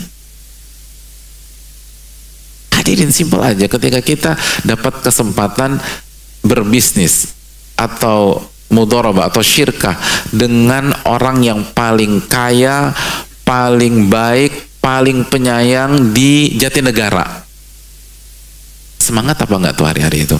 Semangat. Kenapa? Harapan besar. Orang paling kaya, jago bisnisnya, baik, paling karim, udah selesai. Senang kita. Walaupun hari itu kita nggak punya duit, tenang kita, tenang. Lo kok nggak punya duit masih bisa senyum? karena gue punya harapan. Gue lagi join sama Pak Fulan, kenal kan? Oh itu orang paling kaya, paling jago bisnis di Jatinegara. Gue lagi joinan sama dia. Kalau itu dengan manusia, lalu bagaimana dengan Ar-Rahmanur Rahim? Bagaimana dengan Akramal Akramin? Tapi kemana iman? Kemana tauhid kita ketika mencari rizki? Kemana semangat kita ketika kita mencari nafkah? Semangat yang lahir dari berharap kepada yang maha kaya, yang maha pengasih, lagi maha penyayang, yang maha baik, yang tidak pernah menzolimi hambanya. Nggak mungkin dizolimi. Wa annallaha laisa bidzallami lil abid, dan Allah nggak pernah menzolimi hamba-hambanya. Surat Ali Imran ayat 182. Pasti dikasih, tapi sabar.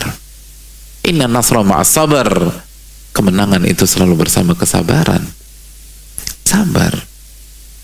Yang namanya sabar berarti ada ujian dari sisi waktu.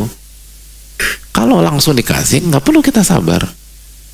Adanya sabar itu karena seringkali antara ujian dan pertolongan itu butuh waktu, dan di situ inti ujiannya. Kita bisa nahan apa enggak? Kalau nggak ada jeda waktu, maka tidak ada kesabaran. Oleh karena itu hadirin Allah muliakan, ini yang bisa disampaikan pada kesempatan kali ini. Semoga bermanfaat, dan kita buka sedikit waktu untuk sesi diskusi tanya jawab.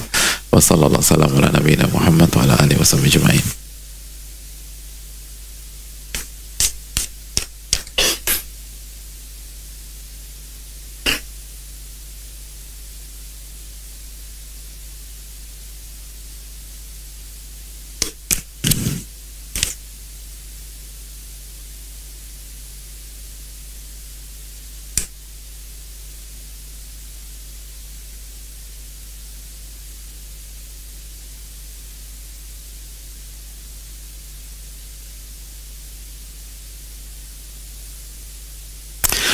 Assalamualaikum warahmatullahi wabarakatuh. Waalaikumsalam warahmatullahi wabarakatuh. Semoga Allah menjaga Ustadz, ulama, dan seluruh umat Islam. Ustadz, amin ya rabbal alamin. Saya seorang perantau dan tujuan saya ke Jakarta untuk belajar agama dan untuk bertahan hidup, maka saya harus bekerja. Namun saya punya keinginan besok pergi umroh. Keinginan besar. Dari besar bisa jadi besok ya. Keinginan besar pergi umroh, dan di kampung saya ada pekerjaan yang gajinya lebih besar dibanding gaji saya di Jakarta ini. Namun di kampung saya juga tidak ada kajian. Jadi yang mana saya harus pilih? Apakah di kampung gajinya tinggi agar bisa cepat menabung pergi umroh, atau di Jakarta bisa ikut kajian tapi gaji lebih rendah? Wallahu ta'ala misal, jawabannya di kota yang ada kajian dan gajinya tinggi. Itu opsi pertama. Saya rasa nggak ada perbedaan pendapat di masalah ini. Yang kedua, kita harus memilih yang di lokasi yang paling kondusif dengan iman kita di hari ini, hadirin. Karena kita nggak tahu besok. Wa ma tadri nafsun madza taksibu ghadan, seseorang nggak tahu apa yang akan terjadi esok. Walaupun niatnya luhur, tapi kita nggak tahu apa yang akan terjadi esok hari. Jadi perjuangkan hari ini, perjuangkan. Dan kalau kita diberkahi oleh Allah di hari ini, insya Allah akan mudahkan hari esok. Al khairu la ya'ti illa bi khair. Kebaikan itu tidak akan datang kecuali dengan sebab kebaikan. Poin yang berikutnya, jadi ini bisa di kampung, bisa di Jakarta. Jadi yang bisa menyelamatkan iman kita, ketakwaan kita pada hari tersebut.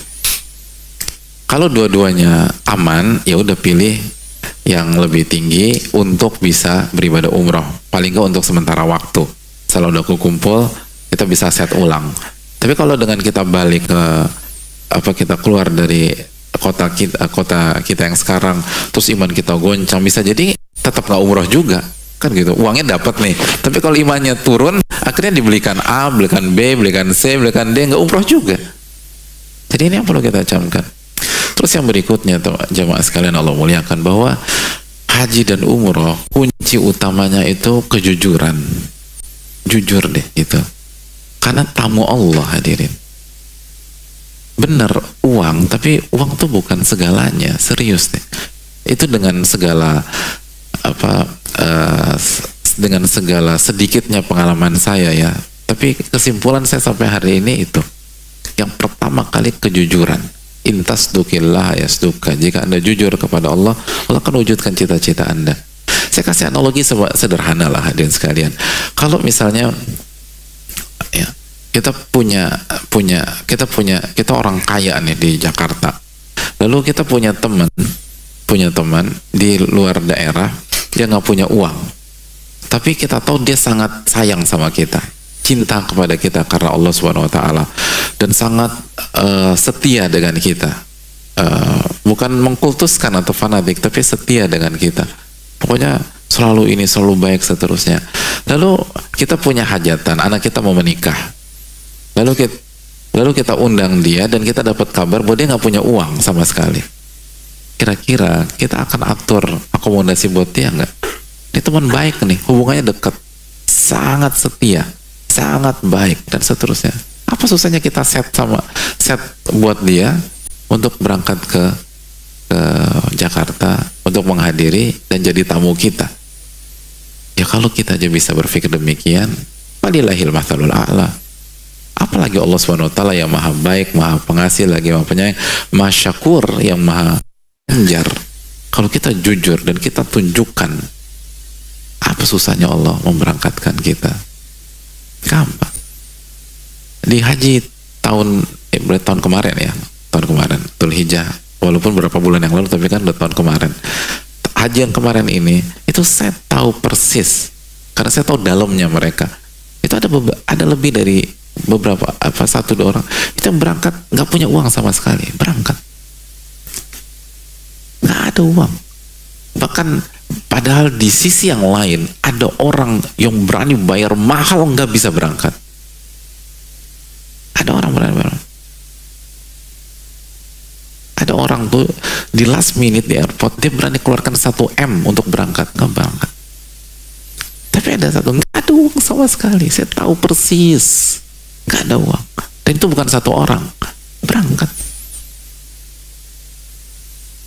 dan nggak minta-minta, nggak melakukan hal yang haram.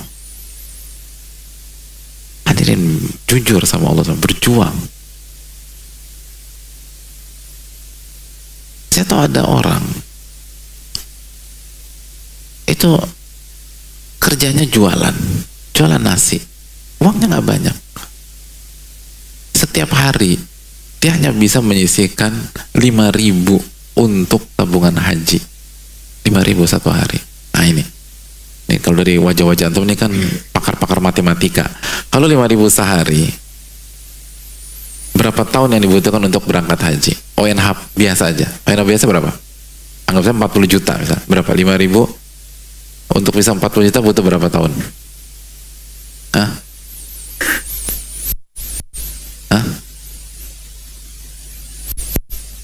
Berapa deh? Ini pakai ilmu matematika atau ilmu ilham sih? Kok jaraknya jauh banget gitu loh? Berapa? 10 tahun, yakin 10 tahun.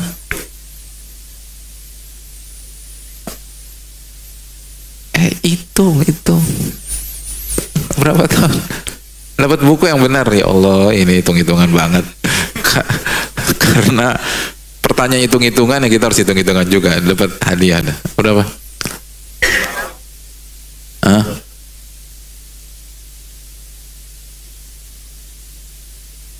Pertama loh ada khilaf dalam masalah ini.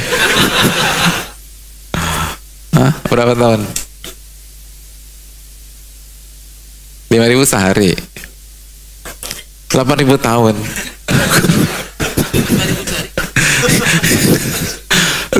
5.000 sehari untuk dapat 40 juta itu berapa tahun?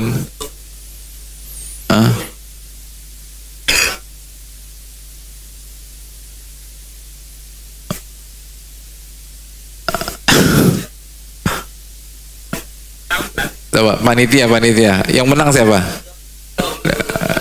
22 tahun kurang lebih ya. Mana yang pertama kali bilang? Tadi mana? Tiga orang yang jawab.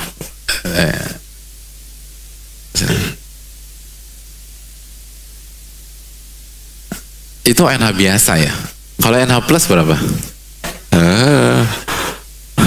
NH biasa aja kita tadi nggak jelas Pak Ustadz, apalagi NH plus. Antum hadirin tahu beliau berangkat haji tahun depan, bukan 5 tahun ke depan, bukan 20 tahun, bukan tahun depan.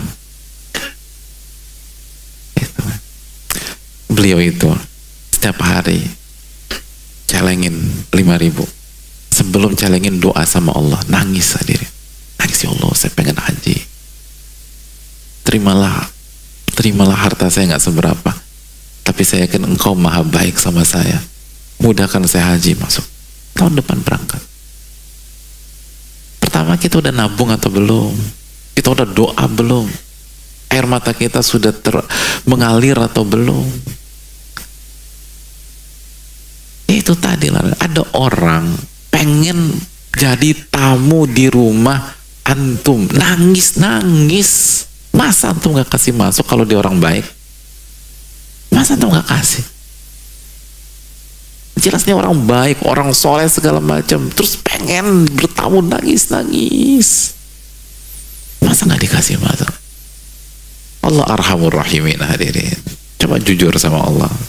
Seringkali kita nggak persiapan dan kita nggak perjuangan. Haji itu jujur, ini haji apalagi umroh. Umroh lebih murah, bismillah. Jadi ini tentang kejujuran dulu deh, lalu all out, lalu benar-benar jujur, tabung, doa lagi. Nanti Allah akan cukupkan. Jadi jangan terlalu pakai matematika dunia.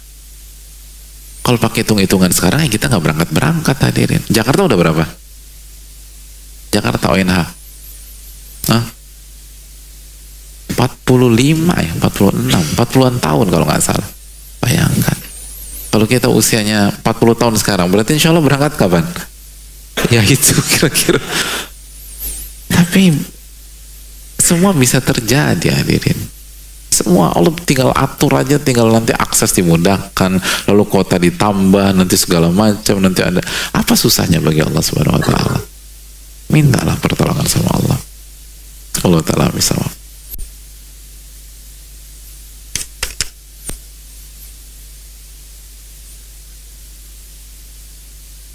Assalamualaikum, Waalaikumsalam. Saya baru ketipu dari online dan bagaimana menyikapinya? Apakah itu sudah ditetapkan oleh Allah dan apakah akan diganti rizkinya? Ya, terima kasih atas pertanyaannya. Hadirin yang Allah muliakan, yang pertama, nggak ada istilah duit kita dibawa kabur orang tuh nggak ada. Dia akan ganti. Kalau nggak di dunia, di akhirat. Sebagaimana hadis muflis, hadis Muslim. Atadruna manil muflis, tahu nggak Anda siapa yang bangkrut, kata Nabi SAW. Kata para sahabat, muflis sufina man la dirhamalahu wala mata. Orang yang bangkrut di tengah-tengah kami itu yang nggak punya uang dan nggak punya aset. Kata Nabi, bukan. Yang muflis itu adalah orang yang di akhirat nanti bawa pahala sholat, puasa, lalu dia mencela A, ini B, ngambil uang A, ngambil uang B, merendahkan kehormatan A, B, lalu pahalanya diambil, ditransfer ke korbannya, atau dosa korbannya dikasih ke dia itu. Jadi pasti diganti, dan diganti di akhirat lebih menguntungkan karena langsung pahala 100% pahala. Jadi kita dibawa kabur berapa? Misalnya kita ditipu 100 juta, maka 100 juta itu konversikan ke pahala, dikasih. Kalau misalnya 100 juta itu dikembalikan hari ini, mungkinkah 100% berubah jadi pahala? Jujur deh, jujur. Kalau kita dapat 100 juta nih, yang jadi pahala berapa persen? Kalau kita dapat 100 juta, kira-kira yang jadi pahala, semoga Allah terima ya, kalau Allah terima, itu berapa? Setengah berapa? Setengah juta. Ya Allah, tega banget. 100 juta setengah, Ustadz. 50 juta ya setengah juta. Mikir setengah apa?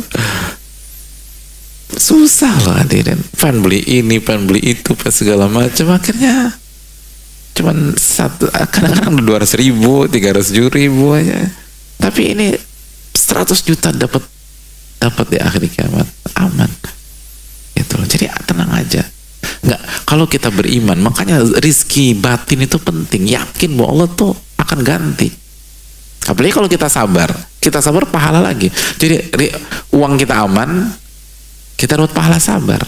Dan kalau kita dapat pahala sabar, berarti kita beramal soleh. Beramal soleh, Allah kasih rizki dari arah yang kita tidak duga-duga. Selesai masalah. Jadi dibayar di akhirat lebih menguntungkan daripada dia bayar di dunia. Tapi kalau dia tobat, dia mau balikin duit antum, ya jangan antum tolak. Di akhirat aja, di akhirat. Ya dia mau bayar, terima udah. Enggak, aku nggak mau terima. Aku mau di akhirat aja. Jadi itu poin wallahu ta'ala misal.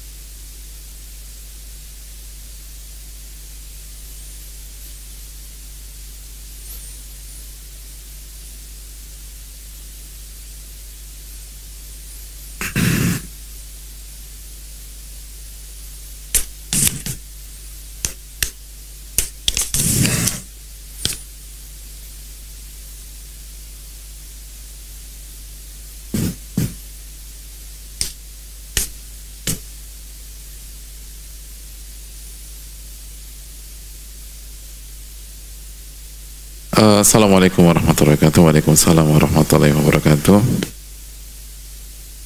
Semoga Allah memberikan kesehatan kepada Ustadz, keluarga, dan seluruh kaum muslimin.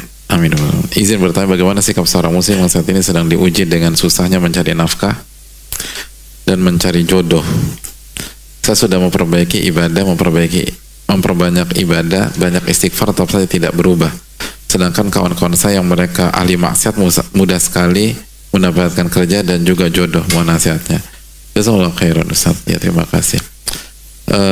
Kembali lagi, perbaiki rizki batin kita.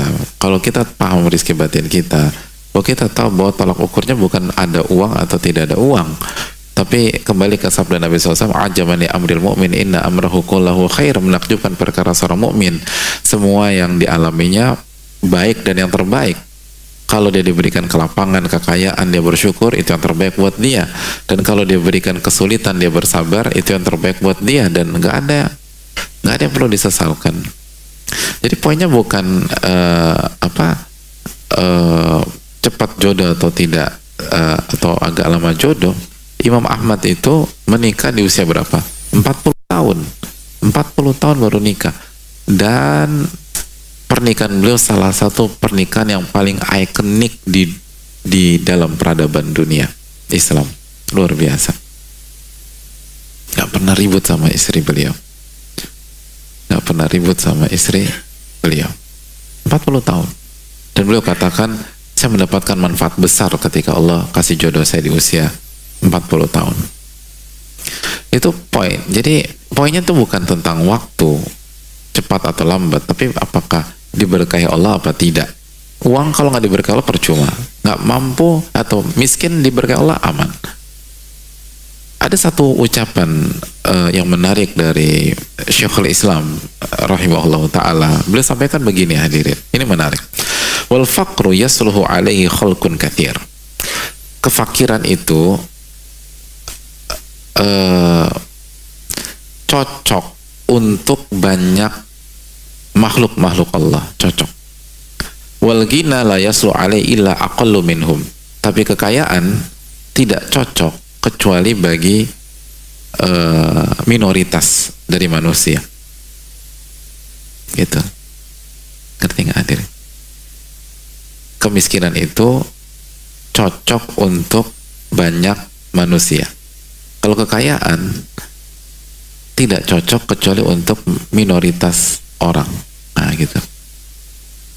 Ngerti maksudnya? Kalau ngerti kira-kira antum lebih cocok yang mana? Ini maksudnya. Nah. Kalau dari muka lo kayaknya lo miskin deh gitu. Cocok. Nyebelin banget ya ada orang. Ya lo lebih cocok miskin ya. Kenapa? Ya muka lo aja gitu. Nah, ini bukan tentang muka hadirin. Ini tentang jiwa. Ada banyak orang itu untuk mengontrol jiwanya yang paling terbaik itu dia nggak punya banyak uang. Kalau dia punya banyak uang berantakan dia, sebagaimana dijelaskan para ulama. Dan sebaliknya yang cocok untuk jiwa yang cocok dengan kekayaan hanya sebagian orang. Artinya hanya sebagian orang yang jiwanya itu memang yang cocok untuk dikasih amanat kekayaan, lalu dia bertakwa. Makanya kan secara sunnatullah yang dalam peradaban manusia lebih banyak orang kaya atau orang miskin? Orang miskin. Dan berikutnya, yang paling banyak masuk surga, orang kaya atau orang miskin? Kenapa? Ya karena aku miskin Pak Ustadz. Masa selalu 2 kali? Biar mereka merasakan apa yang aku rasakan selama ini. Lo kok jadi dendam? Hadis Abu Sufyan, ya kan? Ketika ditanya yang paling banyak mengikuti Muhammad ini orang kaya atau orang miskin? Orang miskin. Terus kata Abu Sufyan, kata Heraklius ketika bertanya kepada Abu Sufyan, kata Heraklius, ya begitulah pengikut para nabi. Makanya kata Syekhul Islam, walihadza kana aktsar ma yadkhul jannah al-masakin. Itulah sebabnya mengapa mayoritas yang masuk surga itu orang miskin. Karena Allah tuh maha bijak hadirin. Maha bijak. Jadi kenapa Allah ciptakan kemiskinan? Karena memang mayoritas orang itu cocoknya untuk bisa bertakwa, jadi baik dan beristiqomah itu ketika hartanya sedikit. Dan bukan berarti dia nggak produktif loh. Ingat, konsep miskin dan fakir dalam konsep kita tuh berbeda dengan ahli dunia. Imam Syafi'i bilang apa hadirin? Imam Syafi'i bilang, ulama ada yang kaya dan miskin. Dan yang miskin itu fakirnya ikhtiari, pilihan. Jadi bukan, kalau kita kan terpaksa ya, benar gak sih? Iya lagi. Kalau ulama tuh mereka punya pilihan, tapi mereka lebih memilih kemiskinan, dan mereka sangat produktif dan punya karya besar. Imam Ahmad itu kan dari kecil sampai wafat itu miskin. Emangnya nggak bisa kaya beliau? Dan sengaja. Dan beliau pernah ditanya, kenapa sih engkau lebih memilih sering merasakan lapar, padahal kan kalau kenyang bisa? Imam Ahmad hadirin. Kata beliau, apakah mendapat pahala? Dikatakan, bukankah meninggalkan syahwat itu dapat pahala? Jadi mereka itu pilihan, tapi tetap produktif. Jadi kefakiran dalam sejarah peradaban kita itu tidak identik dengan kemalasan, dengan tidak produktif, dengan minimnya karya. Saya ingin tanya, Abu Hurairah kaya atau miskin? Miskin. 5.000-an hadis, sangat produktif dan menjadi ranking pertama dari sahabat Nabi SAW yang meriwayatkan hadis Nabi SAW. Itu poinnya. Ada banyak kasus. Imam Nawawi kaya atau miskin? Imam Nawawi. Imam Nawawi miskin, tapi pilihan. Nggak punya karya, aduh hadirin, itu ulama, salah satu yang sangat ajaib hadirin. Usia beliau hanya sampai 45 sampai 46 tahun, tapi karyanya luar biasa. Dan karyanya benar-benar mendobrak gitu loh. Makanya dinamakan Muhyiddin, penghidup agama, seakan-akan apa namanya, agama itu kembali disemarakkan dan digelorakan oleh karya-karya beliau. Bayangkan, ada Riyadhus Shalihin, ada Al-Minhaj Syarah Muslim, ada Rodotul Talibin, ada Minhajul Talibin, ada Majmu' sampai bab riba, ada Tahqiq, ada Fatawa, ada Tibyan, ada Arba'in Nawawiyah. Luar biasa. Jadi jangan salah paham, karena dalam Islam kaya miskin itu adalah ujian dan pintu perjuangan, itu aja. Ada yang berjuang dari pintu kekayaan dan ada yang berjuang dari pintu kemiskinan. Dan banyak orang ulama yang nggak punya uang memang sengaja nggak mau terbelenggu mereka, dan mereka juga nggak nyinyir sama yang kaya, sebagaimana yang kaya nggak merendahkan yang miskin. Atau melihat para sahabat, ada yang kaya ada yang miskin biasa-biasa aja, nggak menimbulkan kecemburuan, karena mereka semua sepakat kekayaan yang harus adalah kekayaan jiwa itu tadi. Adapun kekayaan atau rezeki fisik itu hanya sebuah pintu perjuangan hidup dan ujian kehidupan yang kalau kita dikasih kita bersyukur, kita berhasil, dan kalau kita disempitkan kita bersabar, kita pun berhasil. Berhasil versus berhasil, nggak ada yang kalah hadirin. Mana yang kalah? Yang kalah adalah tidak bersyukur dan tidak bersabar. Itu yang perlu kita camkan bersama-sama. Jangan kita nih, makanya kata para ulama, sebagaimana dijelaskan Syekh Shalih Utsaimin, wahjur awaidahum, penuntut ilmu itu cara berpikirnya nggak sama dengan mayoritas orang, beda. Maka badal Islamu ghoriban wa sayudu ghoriban kama bada fatubalil ghuraba. Islam datang dalam kondisi asing dan akan kembali asing, maka beruntunglah orang-orang yang dianggap asing. Dan di semua bidang master class itu selalu out of the box, selalu berpikir berbeda, karena mereka nggak akan bisa melahirkan karya besar di bidang apapun itu kalau mereka cara berpikirnya sama dengan mayoritas. Selalu demikian. Tapi kan kita berpikir berbeda bukan untuk menjatuhkan orang, mencela orang, merasa sombong, merasa kita lebih pintar, enggak. Karena kita berusaha mengikuti Al-Quranul Karim dan Sunnah Nabi kita Sallallahu Alaihi Wasallam, dan itu konsepnya. Dan lihat keterangan para ulama kita. Jadi jangan salah arti bahwa kemiskinan atau kefakiran artinya nggak produktif, nggak punya karya, nggak semangat, males, jobless, nggak beda. Dulu para ulama kita yang miskin-miskin tuh karyanya luar biasa. Dan menginspirasi. Mereka influencer sejati, mereka mempengaruhi jutaan orang dengan keikhlasan mereka, dengan karya mereka, dengan pengorbanan mereka. Itu poinnya. Lihat bagaimana Mus'ab bin Umair, peran beliau di kota Madinah. Mus'ab bin Umair pada ketika masuk Islam diboikot dan miskin Mus'ab bin Umair, tapi peran beliau di kota Madinah nggak ada yang bisa melupakan hal tersebut. Nah, itu yang harus kita camkan. Ada yang berjuang dari harta, ada yang berjuang dari kemiskinan, biasa aja. Nggak ada itu. Atau siapa harus jadi orang kaya dulu, enggak. Ada kotak-kotak yang memang hanya orang kaya yang bisa, tapi ada kotak-kotak yang hanya orang miskin yang bisa. Dan ingatlah, kita ini ditolong karena orang-orang lemah. Innamatun sorun wa turzaqun bidu'afaikum, kata Nabi SAW. Kalian itu ditolong dan diberikan rizki melalui orang-orang lemah di antara kalian, karena keikhlasan mereka dan doa-doa mereka. Jangan pernah meremehkan orang-orang seperti itu. Sejarah mencatat ditolong oleh mereka, orang-orang lemah.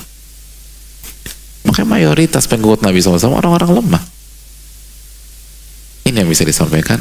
Jazakallahu khairan, semoga bermanfaat dan semoga Allah menjaga kita semua, dan semoga Allah memberkahi masjid ini dan memberkahi dan memberikan pahala besar pada DKM, panitia dan jamaah semua, dan semoga Allah SWT memberikan kita ilmu yang bermanfaat dan melindungi kita dari ilmu yang tidak bermanfaat. Allahumma inna nas'aluka ilman nafi'an wa na'udzubika min ilmin la yanfa'.